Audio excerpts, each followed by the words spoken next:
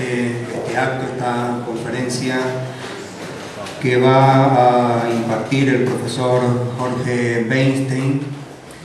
en este salón del Gabinete Literario, a cuya directiva, pues, en primer lugar agradecer el que haya tenido la gentileza de colaborar con la Plataforma Canaria de Solidaridad con los Pueblos, poniéndolo a disposición de esta actividad. Jorge Weinstein, profesor de la Universidad de Buenos Aires, profesor titular, lleva la cátedra Globalización y Crisis, lleva muchos años realizando trabajos de investigación sobre la realidad económica mundial. Especialista en prospectiva y economía global, pues ha elaborado muchísimos trabajos, libros, artículos que se han publicado tanto en papel como ahora en los últimos tiempos por vía digital. Muchos de ellos se pueden ver, leer en Rebelión, en Caos y en multitud de páginas web. Y que desde hace ya un buen número de años sus investigaciones, la interpretación de todos los datos que ha ido acumulando y estudiando, lo han llevado en ese trabajo prospectivo a vaticinar con prácticamente 10 años de antelación la crisis tremenda, profunda que estamos viviendo en estos momentos del capitalismo mundial. Sobre esa crisis, sobre las alternativas, tanto desde el punto de vista del propio capitalismo como las alternativas del anticapitalismo, pues desarrollará esta noche su intervención. Él está en nuestra ciudad, en nuestra isla, invitado por la Plataforma Canaria de Solidaridad con los Pueblos para desarrollar un taller de formación, un seminario que ha venido haciéndose a lo largo de esta semana y que culmina mañana sábado con la última sesión que versará precisamente sobre, estará centrado fundamentalmente en el aspecto de las alternativas frente a la actual crisis económica mundial. Quienes tengan el interés de participar en esa última sesión de este seminario, atrás al fondo de la sala hay una mesa donde les pueden tomar notas. Será mañana de 10 de la mañana a 1 del mediodía en el Ateneo Popular Jiribilla, que está en el Paseo de San Antonio frente al Castillo de Mata. Decía que Jorge Weinstein es profesor actualmente de la Universidad de Buenos Aires, anteriormente lo ha sido en varias universidades de Francia y ha trabajado en diversos países por razón de sus investigaciones, de su especialidad y también por razón de su compromiso político desde joven en la lucha revolucionaria que lo obligó a exiliarse de Argentina en los tiempos de la dictadura militar. Eso lo llevó a recorrer diferentes países, trabajar en diferentes instituciones y por tanto un hombre que tiene una experiencia y una visión global, ya no solo por la misma visión, sino también por el recorrido geográfico que se ha visto obligado a hacer en la vida. Yo, sin más, pues lo dejo con Jorge. Muchas gracias y bueno, es una manera de dar la bienvenida y dar la bienvenida a mí mismo en este lugar. Yo voy a ir directamente al tema para que no perdamos demasiado tiempo. La cuestión es las alternativas a las crisis y estamos en un momento, bueno, yo llego ahora en estos días a España y ya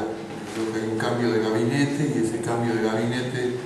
coincide con un programa de austeridad o del ajuste, como se le quiera llamar, de reducción de gastos públicos, que se da al mismo tiempo que prácticamente en todos los países de la Unión Europea. En algunos casos tenía características como de castigo, ¿no? En el caso de los griegos, y luego parece ser como que es un autocastigo cuando uno ve lo de Francia o Alemania. Todo esto, por supuesto, que con un motor, por lo menos lo que se visualiza viendo de conjunto la cosa, que es el liderazgo de una Alemania terriblemente conservadora y reaccionaria que está imponiendo lo que parecería ser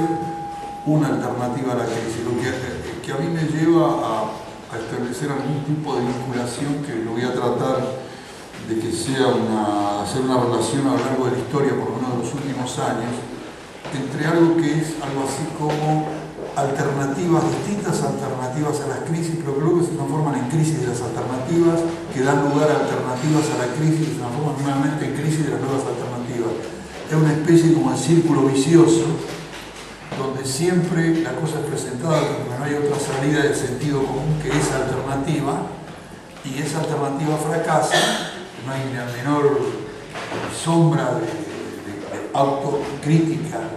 aunque sea de crítica, no autocrítica, sino por ahí que a veces hay un cambio de gobierno, de los otros que vienen, de criticar a los que pasaron,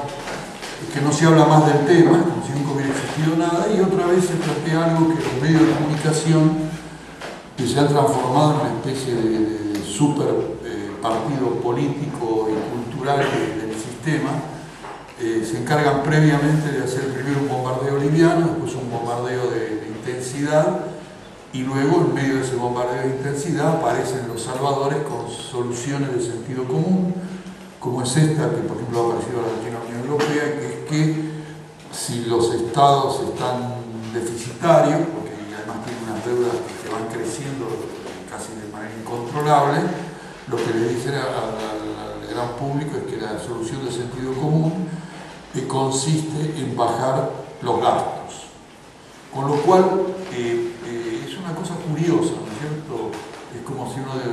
critica la vestimenta de una persona y centra toda la crítica en la parte superior del cuerpo,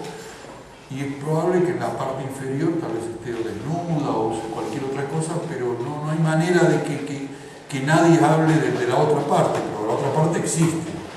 En este caso de estas soluciones maravillosas que tiene frente a sí la Unión Europea, lo que se dice es que hay que reducir los gastos porque hay déficit. Cualquiera que haga las cuentas de cualquier cosa, de un pequeño comercio, de su casa, sabe que los déficits se producen porque hay dos factores, ¿no es cierto? Los egresos y los ingresos. Entonces lo primero que habría que ver es que si hay un problema con los egresos, porque tal vez haya algún problema con los ingresos. Porque que yo sepa, no es que cualquiera entra en déficit solamente porque gasta, sino la solución para no tener déficit sería no gastar absolutamente nada. Con lo cual, en el caso mío, yo me volvería atrás a lo que fue mi primer ideal de sociedad cuando yo tenía 12 a 14 años de edad, que yo leía apasionadamente a Bakunin, y entonces casi sería esa la solución, la desaparición del Estado, lo cual en algunos casos, viendo cómo se comporta, tal vez sería la mejor solución, pero digamos que no, es una locura. Entonces es algo muy raro. Yo a veces me siento frente a la incapacidad de poder argumentar porque cada uno tiene carencias en la vida, y mi gran carencia, y que siempre lo quise hacer, nunca pude, es hacer trabajos en psicología social o en psicología a secas, porque ya parece una cosa como de loco, ¿cierto? Entonces, cuando uno ve cómo fueron manejados las cuentas públicas en Japón, en Estados Unidos, en Francia, en Alemania, en España, en todos lados, lo que se va a dar cuenta es que a lo largo no de estos últimos 2 o 3 años, sino del periodo más largo, hemos vivido una permanente reducciones por distintos motivos, por el estímulo, porque sí, porque no, por lo que sea, de la tributación de los sectores de más altos ingresos, de los sectores que ahora todo el mundo reconoce que son especulativos, parasitarios, o sea, no solo los grandes bancos, sino de las operaciones financieras más oscuras y complicadas, donde existe una negativa a controlarlas, incluso a hacerles pagar tributo, ¿cierto? Entonces, el tema, un tema central acá que habría que discutir con... Es decir, yo creo que discutir con la señora Merkel debe ser medio difícil, uno mirándole la cara y hace medio le da miedo, ¿no? Preferí poder tener un secretario, algo. Pero Zapatero es más simpático, pues bueno, es lo mismo, pero por lo menos por ahí se puede conversar y el resultado debe ser igual. Pero decirle, bueno señor, usted dice que quiere gastar menos, pero ¿y cómo andan sus ingresos? Entonces, ¿qué pasa con, por ejemplo, ese BBA que compró papeles basura, sabiendo que eran papeles basura cuando fue la famosa crisis hipotecaria esta de 2007-2008, porque suponía que con esos papeles basura iban a hacer negocios, y como siempre pasa en estos negocios especulativos, uno especula pensando que el último tonto es el que se va a cargar con todo el fardo, ¿no es cierto? Entonces, pero bueno, parece que el último tonto fue este banco, y bueno, ¿qué va a hacer? La vida es así. Lo cual se mostraron enfurecidos y muy enojados con el tema. Pero entonces yo creo que ahora, y yo volvería un poco a algunas otras cosas anteriores, esto que está pasando ahora es un claro ejemplo de una alternativa a la que se llama la crisis, que a veces ni se le explica muy bien, pero que basta con empezar a ver lo que va a ocurrir. Y dice, bueno, van a reducir los gastos, y sobre todo los gastos sociales. Eso va a contraer el consumo, es evidente, no me van a decir que porque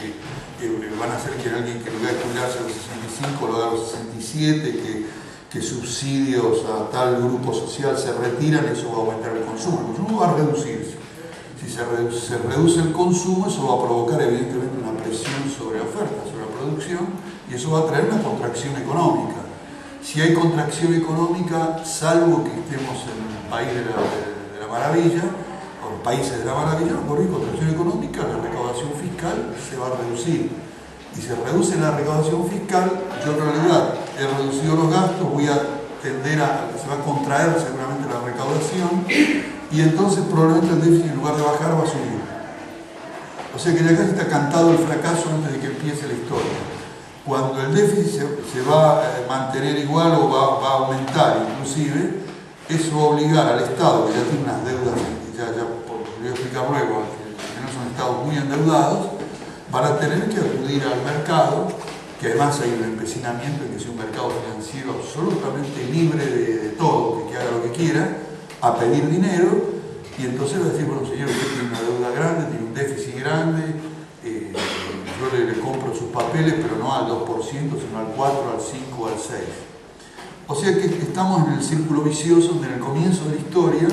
el señor Sarkozy, o yo no sé acá, yo no he leído de Zapatero, pero he leído de Sarkozy o de Merkel, eso despotricaban o hablaban pestes de la especulación financiera, pero en realidad el único que se va a beneficiar con todo esto son gente que en lugar de cobrar el 2 van a cobrar el 4, o sea, estamos permanentemente engordando a lo que en una especie de esquizofrenia los medios de comunicación tienen a presentar como el villano de la historia, pero resulta que el villano de la historia es el dueño de la historia. Entonces los que lo critican después terminan favoreciendo a ese supuesto villano, y en realidad, bueno, profundizando la cosa, es cuando dice, bueno, ¿quién lo puso en el gobierno Sarkozy? ¿Cuáles son los grupos económicos? ¿Quiénes son los que manejan el núcleo verdadero del poder económico en España o Alemania? Y eso, bueno, se va a encontrar evidentemente que son esta gran concentración financiera, y entonces siguen, y claro, uno dice, bueno, pero en realidad vamos de mal en peor, porque esta salida a la crisis va a traer una crisis mucho más fuerte, y a la crisis mucho más fuerte probablemente quieran imponer algo más duro todavía. Seguramente en ese camino de imponer cosas más duras, eso tiene, como diría Roosevelt, si estuviera entre nosotros, tiene efectos colaterales,